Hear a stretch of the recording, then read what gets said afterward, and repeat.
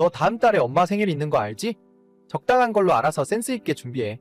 나는 알다시피 돈 없으니까 너가 알아서 사고 우리 반반씩 보탰다고 말씀드려. 오빠도 내년이면 이제 30인데 언제까지 시험 공부만 하고 있을 거야? 그냥 이제 포기하고 적당한 곳에 취업하면 안 돼? 말 같지도 않은 소리는 하지도 마. 너도 알잖아. 엄마 아빠가 나한테 거는 기대가 얼마나 큰지. 나는 될 때까지 공부하는 수밖에 없어. 진짜 오빠도 너무 이기적이다. 엄마는 벌써부터 나한테 생활비 달라고 난리야. 나 혼자서 어떻게 온 가족 생활비를 감당하라고. 나는 시집도 안 가? 시집은 너 돈으로 가냐? 돈 많은 남자 만나서 몸만 가면 그만이야. 시끄러워. 나는 공부하러 갈 거니까 더 이상 잔소리 하지 마. 공부는 무슨 공부? 독서실 안 가고 맨날 PC방만 가는 거 다 알아. 엄마한테 말하지 마. 괜히 스트레스만 받아. 저는 집 떠나서 혼자 살고 있는 27살 여자입니다. 제가 학창시절에 그렇게 공부를 잘하진 못했지만 고등학교 3학년 담임선생님 덕분에 졸업하자마자 이천에 있는 대기업 생산직으로 취업을 할 수 있었어요. 여기서 우리 회사에서 받는 제 연봉을 정확하게 이야기할 수는 없지만 그래도 5천은 넘고 1억은 채 안 된다고만 말씀드릴게요. 물론 보너스랑 성과급까지 다 포함한 금액입니다. 직장인치고 절대 적은 돈 아니라 생각하고 주변 또래의 제 친구들보다 훨씬 많은 돈을 벌고 있어요. 하지만 항상 저희 부모님에게는 고졸학력의 공장에서 일을 하는 제가 친척들 앞에서 부끄러운 존재였고 수도권 4년제 대학을 졸업해서 공무원 시험 준비를 하고 있는 오빠는 집안의 자랑으로 여기셨습니다. 그러면서도 제가 첫 취업했을 때부터 지금까지 항상 저한테 용돈을 받아가셨어요. 20살 때 아무것도 몰랐을 때는 엄마가 월급을 전부 맡아서 관리해준다 하시더라고요. 멋모르고 월급 통장 그대로 가져다 드리고 용돈을 받아서 쓰고 있었는데 직장 선배 언니들이 절대 그러지 말라고. 나중에 너 시집 갈 때 되면 돈 하나도 안 남아있을 거라 얘기해줘서 6개월 만에 제 월급 통장을 돌려받았습니다. 물론 그때도 엄마가 자기를 도둑 취급하냐면서 화를 내셨지만 실제로 6개월치 월급이 들어있어야 할 통장에는 100만 원도 남아있지 않더라고요. 지금 생각하면 그때 뺏은 것이 얼마나 다행인지 몰라요. 아무튼 그 뒤로도 당당하게 용돈을 달라 하셨고 저는 자식된 입장에서 당연히 부모에게 갚아야 한다고 생각해서 매달 용돈을 드리면서 살고 있었죠. 너는 월급도 안 오르니? 벌써 몇 년째 보내는 돈이 그대로야? 너네 회사 돈 잘 번다고 뉴스에 대문짝만하게 나오는데 왜 돈 올랐다는 얘기가 없어? 나는 그냥 시키는 일만 하는 사람인데 무슨 내 연봉이 올라? 높은 사람들이나 오르는 거지. 그리고 한 달에 100만 원씩 용돈 드리면 됐지. 대체 얼마나 더 달라고. 이런 이기적인 것을 봤나? 너 혼자만 잘 먹고 잘 살면 그만이냐? 네 오빠 공부하는데 학원비라도 너가 나서서 보태줘야 할 거 아냐? 우리 집안 일으킬 사람은 장차 나란 일을 하게 될 영웅이밖에 없다. 내일 모레 30인데 아직까지 구급 공무원 시험 하나 합격 못하면서 집안을 일으키긴 뭘 일으켜? 엄마도 오빠한테 너무 오냐오냐 하지 말고 이젠 적당한 직장 구하라고 해. 얘가 오빠한테 말하는 싸가지 좀 봐. 너가 공순이 하면서 돈 좀 번다고 오빠를 무시하냐? 내가 언제 또 무시했다고 그래. 바쁘니까 나중에 이야기해. 엄마 통장으로 30만 원만 더 보내. 요즘 네 오빠가 날도 더운데 공부만 해서 그런가? 비실비실 하더라. 보약이라도 한 채 지어 먹이던지 해야지. 매번 이런 식이었죠. 저는 밤낮 없이 일해서 돈 벌어서 용돈까지 드려봤자 엄마 아빠한테는 그저 부끄러운 공순이 딸이었고 나름 대기업을 다니고 연봉을 많이 받아봤자 집에서 용돈 더 달라는 소리 말고는 잘하고 있다고 칭찬 한 번 들어본 적 없었습니다.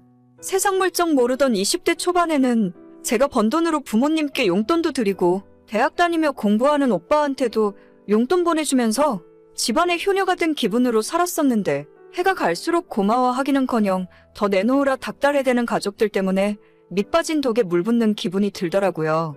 저희 집은 평범함보다는 조금 못 사는 수준의 집이었고 부모님들의 재산이라고는 제가 중학생 시절부터 살아온 좁고 낡은 빌라 한 채가 전부였습니다.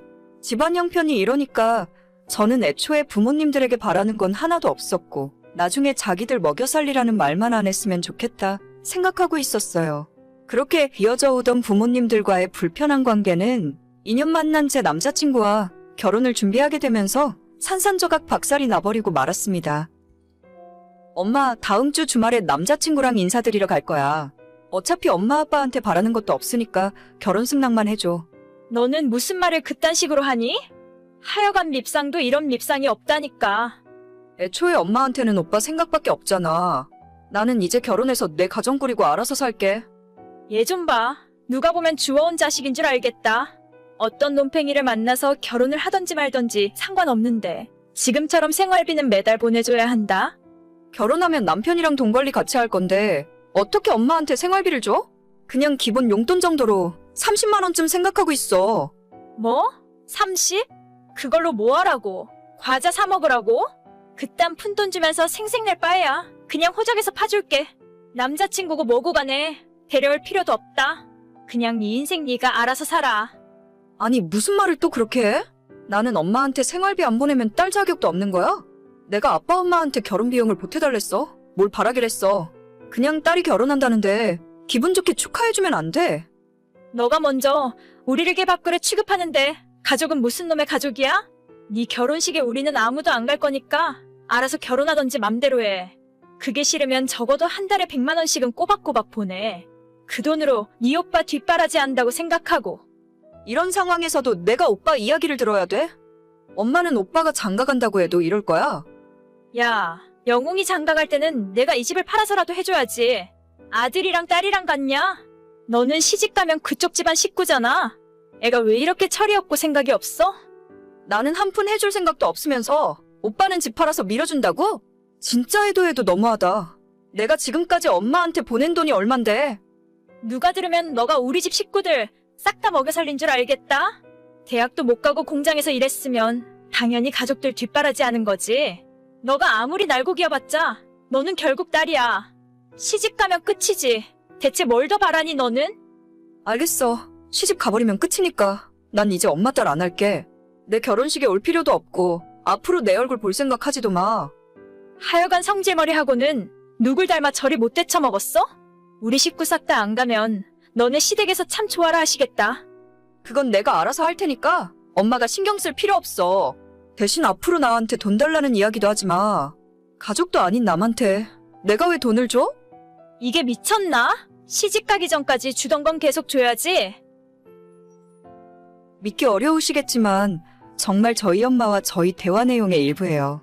실제로는 훨씬 더 많은 욕설과 협박에 가까운 말들이 있었지만 이야기 꺼내는 것조차 스트레스 받습니다. 우리 가족에게 저라는 존재는 매달 꼬박꼬박 돈 보내주는 사람, 그 이상도 이하도 아니었네요. 엄마와 저렇게 대판 싸우고 난 뒤에 아빠한테는 연락 한 번 온 적 없고, 오빠라는 인간은 가족 버리고 얼마나 잘 사는지 두고 보겠다면서 거의 저주를 퍼붓다시피 하더라고요. 그래서 얼마 전부터 본격적으로 결혼 준비를 시작했지만 저희 집은 빼버리고 진행합니다.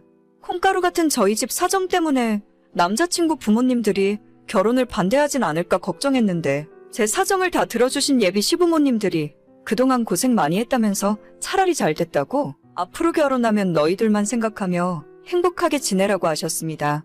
다른 건 걱정 하나도 안 되고 친정 식구들과 인연 끄는 것에 대해 무섭지도 않은데 막상 결혼 준비를 하다 보니 신부 입장할 때 혼자 들어가야 하는 것이 고민이더라고요.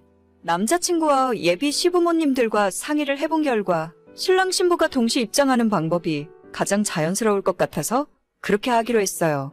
친정엄마는 저랑 그렇게 싸우고 당장이라도 호적에서 파버릴 것처럼 하더니 얼마 전 뜬금없이 제 월급날에 전화하셔서 왜 생활비 안 보내냐고 욕을 하셨어요.